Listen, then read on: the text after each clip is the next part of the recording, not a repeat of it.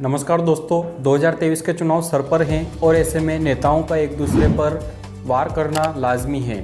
चाहे वो कांग्रेस हो चाहे वो बीजेपी हो, दोनों ही में सीएम फेस को लेकर अपने अपने गुट और अपने अपने समर्थक बने हुए हैं और इनको लेकर आपस में खींचतान जारी है। सभी नेता अपने आप को सीएम फेस का उम्मीदवार बताते हुए आला कमान को खुश करने में लगे हुए हैं और लाजमी भी है, क्योंकि यहाँ पर सभी को कुर्सी प्यारी है और सभी अपने अपने मतदाताओं और आला कमान को खुश करने में लगे हुए हैं।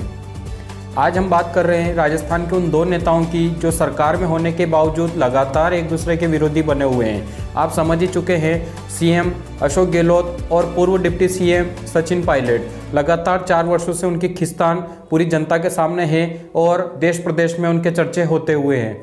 लेकिन आज फिर से हम उनके ऊपर बात कर रहे हैं और आज हम बात करेंगे कि किस तरीके से अशोक गहलोत खुद के बिछाए हुए जाल में फंस गए और वो पायलट को एक मौका खुद दे बैठे।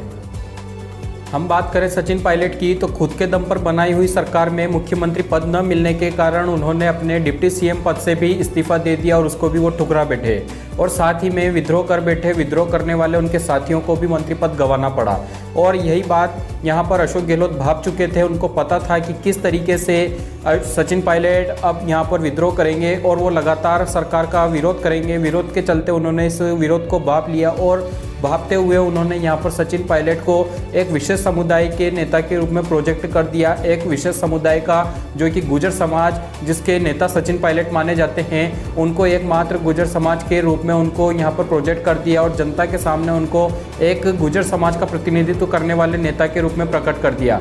यही बात यहाँ पर उन्होंने आला कमान के सामने भी की और उन्होंने आला कमान के सामने सचिन पायलट को एक विशेष समुदाय का नेता बनाकर कह दिया कि यहाँ पर कोई भी राजस्थान में कोई भी ऐसा नेता नहीं है जो किसी एक समुदाय का नेता हो और वो पूरे प्रदेश पर राज कर ले।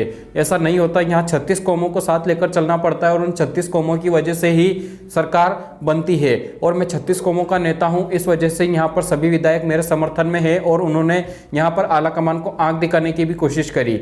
लेकिन अब बात करें किस तरीके से वो अपने ही बिछाए हुए जाल में फंस गए।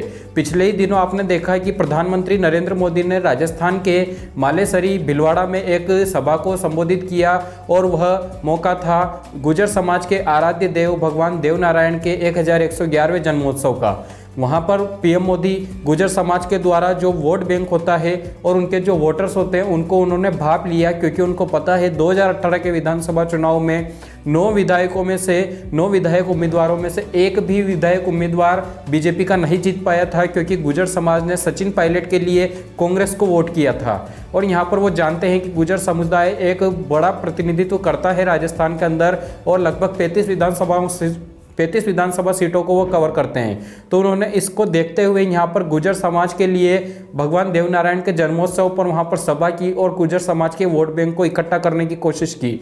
उन्होंने साफ संकेत किया है कि जिस तरीके से यहाँ पर गुर्जर समाज के लिए और भारतीय जनता पार्टी के लिए गुर्जर समाज महत्वपूर्ण है, उनका वोट बैंक महत्वपूर्ण है, तो उसी राह पर यहाँ पर सचिन पायलट जो कि खुद सीएम हैं अशोक गहलोत, उनके द्वारा उनको गुर्जर समाज का नेता बताया गया। अब इस तरीके से अशोक गहलोत खुद फंस चुके हैं। कांग्रेस आला कमान भी यही चाहेगा कि अगली बार जब विधानसभा चुनाव 2023 के राजस्थान में होंगे तो वहां पर सरकार को रिपीट करवाया जाए। सरकार अगर रिपीट होती है तो फिर 2024 के लोकसभा चुनाव में कांग्रेस की स्थिति मजबूत होगी।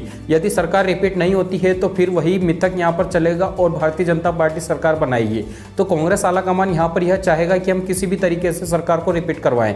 यदि सरकार को रिपीट करवाना है तो आला कमान के सामने एक ही ऑप्शन है कि सचिन पायलट को सीएम का उम्मीदवार घोषित किया जाए, क्योंकि जिस तरीके से 2018 में पीसीसी के चीफ होने के वजह से और सचिन पायलट के सीएम पद पर होने की वजह से गुर्जर समाज ने जिस तरीके से यहाँ पर कांग्रेस के लिए वोट किया था, वह वोट से अब कांग्रेस किनारा कर चुकी है, क्योंकि डिप्टी सीएम बनाया उनको, लेकिन डिप्टी सीएम बनने के बाद वो खुद उसको ठुकरा चुके।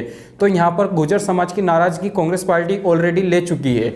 लेकिन यदि कांग्रेस पार्टी और कांग्रेस आला कमान चाहता है कि यहाँ पर कहीं ना कहीं सरकार को रिपीट करवाया जाए तो वो पायलट को यहाँ पर समर्थन करेंगे और पायलट को एक बार फिर सीएम प्रोजेक्ट के रूप में यहाँ पर पार्टी मैदान में उतारेगी। और यदि पार्टी मैदान में उतारती है तो सीएम सचिन पायलट सीधे मोदी की टक्कर देखने को मिलेगी और सीएम सचिन पायलट के चेहरे पर और मोदी के चेहरे पर चुनाव होगा और यहाँ पर रोचक मुकाबला देखने को मिलेगा। तो इसमें यहाँ पर अशोक गहलोत जो कि अभी भी चाहते हैं कि 2023 में वही चेहरा रहे और वही चुनाव लड़े, तो उनके लिए एक बड़ा खतरा यहाँ पर साबित हो सकता है। तो कहीं ना कहीं अशोक गहलोत खुद अपनी बिछाई हुई चाल में फंस गए। आज की इस वीडियो में इतना ही। हम मिलते हैं फिर एक नेक्स्ट वीडियो में फुल एक्सप्लेनेशन के साथ। तब तक के लिए आप जुड़े रहिए हमारे साथ। वीडियो आप लाइक कीजिए, चैनल को सब्सक्राइब कीजिए। मिलते हैं एक नेक्स्ट अपडेट के साथ, तब तक के लिए शुक्रिया।